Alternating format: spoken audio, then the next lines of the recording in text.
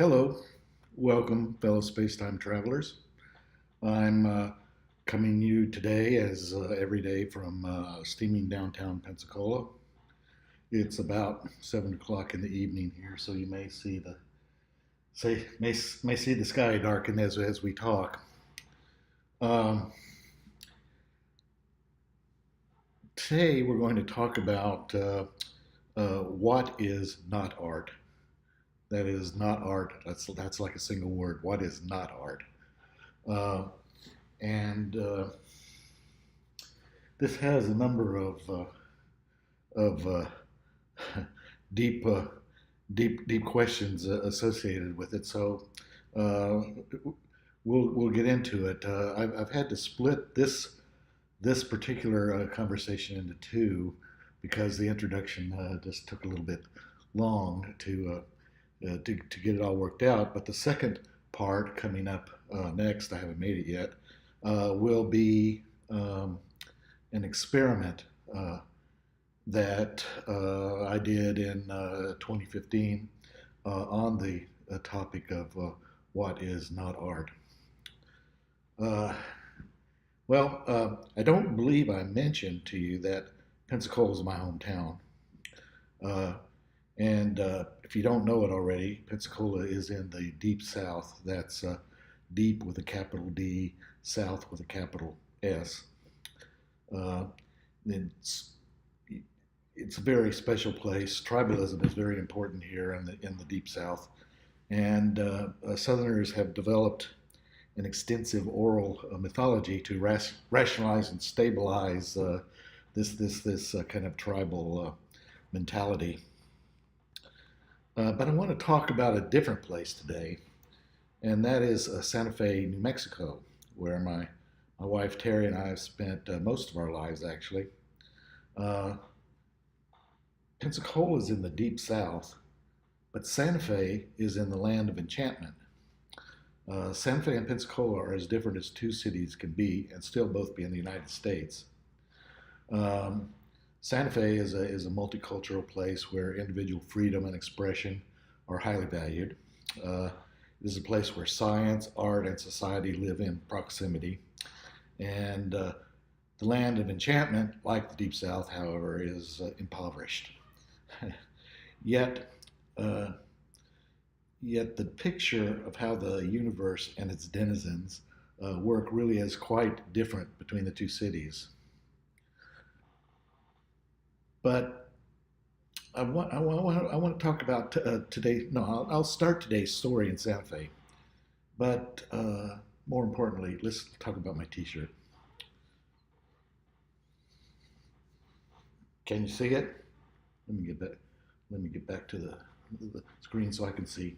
Oh, yeah. All right. It says there are two types of people in the world, and then the next line says those who can extrapolate from incomplete data, and there's no other line. That's funny, but how do two types of people like this, those that can extrapolate and others, communicate with each other? But back to Santa Fe. Uh, my training's in physics. I worked in Los Alamos Laboratory for many years, which is how we got to New Mexico in the first place. But I've always been curious about how artists see the universe. It seemed both similar to the way I saw it and much different. So in 2011, I headed over to the local art university and took a course in art history, thus cementing my reputation as a dilettante. Towards the end of the course, the professor gave a nice lecture on minimalism. To her annoyance, I asked a question. So it wasn't the first question I'd asked that term. Question was, uh, what is the next step past minimalism? Is it the removal of the artist altogether from the process? Well, okay, she she hadn't me bug her before, so she snapped back quite legitimately. There is no art without intent. All right, well, that was the trigger that got the class going. And so I just was quiet and admired my work of anarchy for 20 minutes or so. But as the conversation wound down, I rejoined the fray. I pointed out that I traveled a great deal and spent much time in airports. Uh, to entertain myself, sometimes I listened to the ambient noise in the airports as if it were music. You know, the flow and ebb of announcements, conversations, the rhythm of the baggage cars, can be relaxing if you think of it as music. Uh, so then I ask, who is the artist? One student said, well, it must be you. I responded, well, really? Is it me or is it John Cage who gave me the idea that ambient noise could be music? Not personally, of course, he didn't give it to me, but that's where I got the idea from the famous John Cage. At any rate, that's where the conversation ended. Uh, so I held my next comment that John Cage had been dead for some time and perhaps he created the work from the grave. That would have cemented my reputation as both a dilettante and a smartass. What this story points out is how difficult it is to talk about art using natural language, which is our usual method of communication. Uh, an unknown smart aleck said around 1918, talking about music is like dancing about architecture. The speculation is that art must be its own language, independent of natural language. Uh, there is not necessarily a translation between the two languages. In fact, it's not even clear that the two languages address the same universe. Uh, concept of language of science is a bit easier to grasp than the concept of art as a language. Scientific language is just a structured form of natural language. The scientific method organizes the language. One starts with a simple declarative statement called a hypothesis. That is a speculation about some aspect of the universe. An example would be lighting a fire under a pot of water will cause the water to boil. That's an example of a hypothesis. The hypothesis is then tested by experiment. The system under question is examined under controlled conditions to determine the validity of the hypothesis. Well, so here controlled conditions means holding all variables except the one under examination constant or unchanged. In the water example, we would not allow someone with a lit blowtorch to approach our kettle while we are testing the hypothesis. Well, one very important lesson from 20th century science is that the observer must be taken into account in experiments. And when that happens, very strange behavior can emerge. For example, consider two countries that are monitoring each other's nuclear weapons program from the country's respective space stations. Each country detects a nuclear explosion in the other country at their test site. Country A can claim that country B detonated their device first. Country B can claim that, on the contrary, country A detonated first. And here's the kicker: they could both be correct. Did A come before B or did B come before A? Yes. Huh. They would they would have each have more than just an unbacked opinion. They would have a correct evidence to back up their claims, measurable evidence. This example is warning that logic may become quite subtle when observers are taken into account. A second example from 20th century science comes from quantum mechanics, which is a study of very small things like atoms. We know that scientists, as well as all the scientists measuring machinery, are also made of atoms. We have a situation of matter studying matter. It turns out that we find there is a specific hole uh, in the information, the quantity or the type of information we are allowed to know. Well, this is pretty strange. I mean, this is this is a real theory, a measurable theory, telling us that we're not allowed to know certain things. Uh, we can, for instance, know where an atom is, but not where it's going. Or we can know where an atom is going, but not where it's located. We can write this as a logical statement.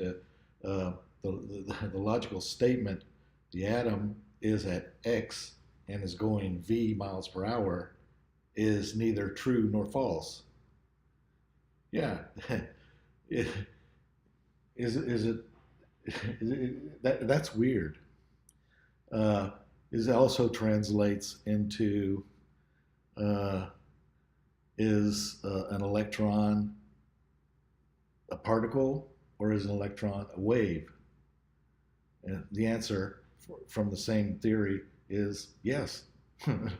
Just like the is A before B or B before yes. Uh, Electrons are both particles and waves simultaneously. Uh, when one takes material observers into account, then, uh, as in the previous example, logic and proportion have fallen sloppy dead. That's from a Grace Slick tune from the '60s. Well, this craziness is not limited to the heady world of theoretical physics. It's a general property of any system that studies itself, that there will be knowledge that cannot be discovered by the system. Uh, Systems that try to understand themselves are called self-referential.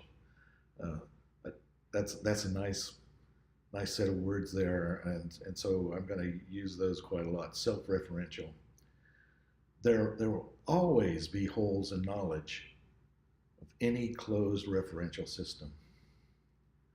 Uh, so, in other words, uh, the way it was originally shown is that uh, if you have a set of rules for doing things like mathematics, uh, then there will be theorems that would be true, but you can never prove them with mathematics, which is a bit crazy.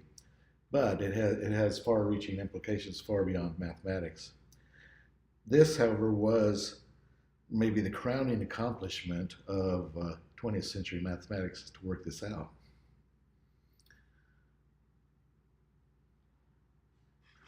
Systems of knowledge have languages associated with themselves.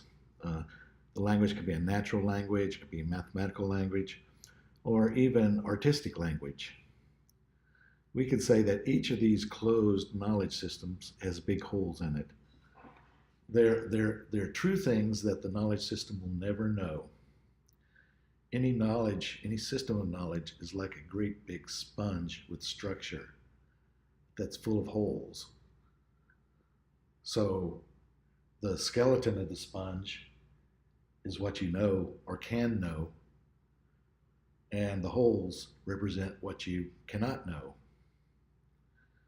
So we think about uh, the advancement of human knowledge is like a small bit of perfume expanding into a room. Knowledge just expands, and pretty soon you'll fill up the room and we'll know everything. It's not like that. Uh, it's more like this sponge idea that that knowledge expands like a sponge, and we're sitting on the skeleton of the sponge, and there are big holes that we will never ever know about or ever understand. Um, this brings us back to my T-shirt. If we have a collection of knowledge, then there will be things that will never be known by extrapolation from that collection. If we are trying to learn about a human endeavor like art, then it may be silly to try to understand that system by using a system based on natural language, for instance. Uh, it makes more sense to use a language based on the language of art. If the question we are addressing is what is not art, then the question should probably be addressed by the language of art rather than natural language. The question then can be translated into the following question is where are the knowledge holes in the knowledge of art? Where are the holes in the knowledge of art? Just like in quantum mechanics, we know that we cannot answer questions about atomic location and motion simultaneously. We know that there's a hole in physics that we might call not physics. If we want to find the hole in art called not art, then we must find not art by navigating the sponge skeleton of the knowledge system art. In other words, to rephrase what the 1918 Smart Alex said, don't talk about music and don't dance about architecture.